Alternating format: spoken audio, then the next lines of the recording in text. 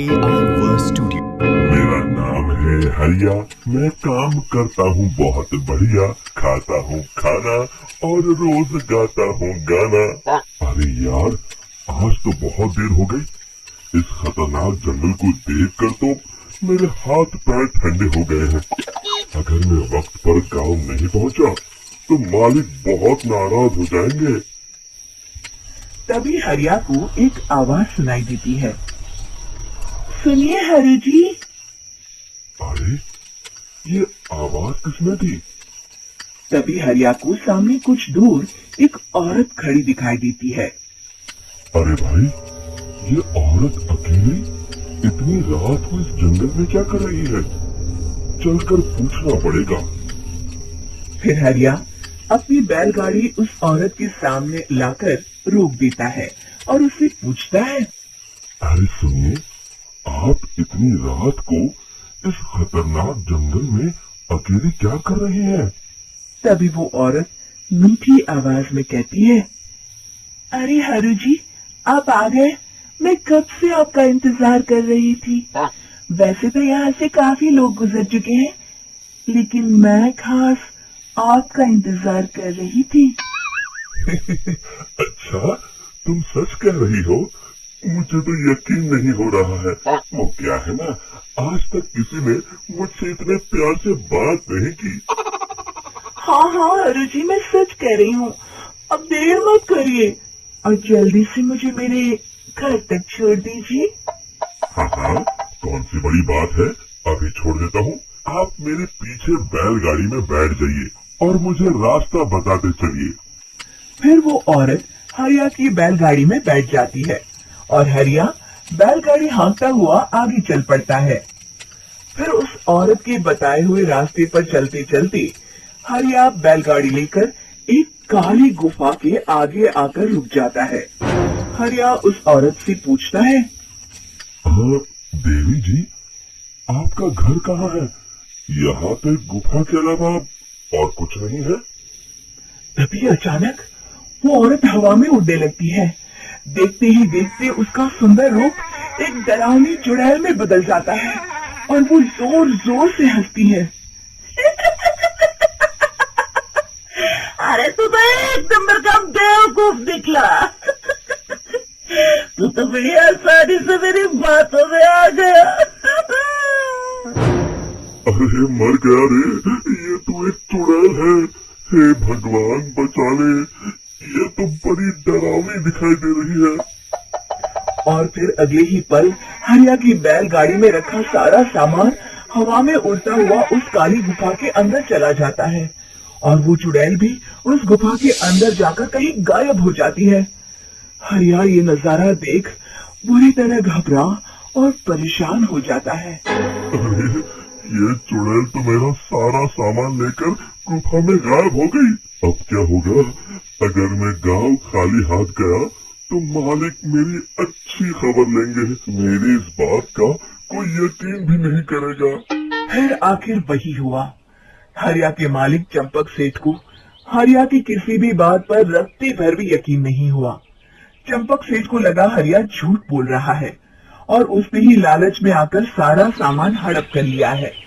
फिर हरिया को बेईमान समझकर चंपक सेठ उसे काम से निकाल देता है। अगले दिन अपनी दुकान में परेशान बैठा चंपक सेठ गुस्से में बड़बड़ाता है। अरे, दुकान में तो सामान बिल्कुल भी नहीं है। अब मुझे ही शहर जाकर सामान लाना होगा। फिर वो अपनी बैलगाड़ी लेकर शहर चला जाता है। शहर से सामान लेकर जब चंपक सेठ वापस गांव लौट रहा होता है, तभी उसे एक आवाज सुनाई देती है। चंपक जी, ओ चंपक जी। अरे, ये तो कोई मेरा नाम लेकर मुझे पुकार रहा है। फिर उस रास्ते में वही औरत खड़ी दिखाई देती है। फिर क्या था, हरिया की तरह चंपक सेठ भी उस औरत के पास अपनी बैलगाड़ी लेकर जाता है और वो भी उसकी चिकनी चुपड़ी बातों के मुंह जाल में फंस जाता है। तो चुड़ैल उसे भी अपनी गुफा तक ले जाती है और उसका सारा सामान लेकर गुफा में गायब हो जाती है। बेचारा चंपक सेठ लाचार होकर खाली हाथ गांव लौट आता है। फिर ये उस जंगल में रोज की बात हो जाती है। जो कोई भी शहर से कुछ लेकर गांव की तरफ लौटता, वो चुड़ैल उसे बेवकूफ बनाकर उसका सारा सामान लेकर गुफा में गायब हो जाती। एक दिन हरिया एक लकड़हारे को उसी जंगल की तरफ जाते हुए देखता है। फिर हरिया उसे रोकते हुए कहता है, अरे भाई, क्यों अपनी मौत को दावत दे रहे हो? मेरी बात मानो, आगे जंगल में मत जाओ, वहाँ एक बड़ी भयानक चुड़ैल रहती है। लकड़हारा हरिया की बातों को नजरअंदाज करते हुए कहता है, अरे भाई, मुझे पहले ही बहुत देर हो चुकी है, मुझे जाने दो भाई। शाम तक लकड़ियाँ काट कर शहर के बाजार में बेचना है। तुम अपनी ये कहानी किसी फुर्सत में बैठे इंसान को सुनाओ, मैं तो चला। इतना कहकर लकड़हारा वहाँ से आगे जंगल की तरफ चला जाता है। फिर अगले दिन गांव के मुखिया के घर के बाहर बहुत सारे लोग जमा हो जाते हैं। तभी हाथ में कुल्हाड़ी लिए खड़ा लकड़हारा कहता है, अरे मुखिया जी, अब आप ही हमें बचाइए उस जंगल वाली चुड़ैल से। हमारा सारा काम तो शहर से ही होता है। अरे मुखिया जी, उस चुड़ैल की वजह से तो मैं पूरी तरह बर्बाद हो गया हूँ। हम सबको मिलकर उस चुड़ैल का कोई इलाज करना पड़ेगा। तभी भीड़ में खड़ा बीरा कहता है, आप लोग चिंता मत करिए, कल से वो चुड़ैल किसी को नहीं लूट पाएगी। मेरे पास एक बहुत अच्छी तरकीब है। तभी चंपक सेठ उसका मजाक उड़ाते हुए कहता है, अरे तेरा नाम बीरा है तो क्या हुआ? तूने अभी उस चुड़ैल को देखा नहीं है? जाकर अपना काम कर, बड़ा आया। तब मुखिया जी कहते हैं, नहीं नहीं चंपक सेठ, मुझे लगता है हमें इस लड़के को एक मौका देना चाहिए।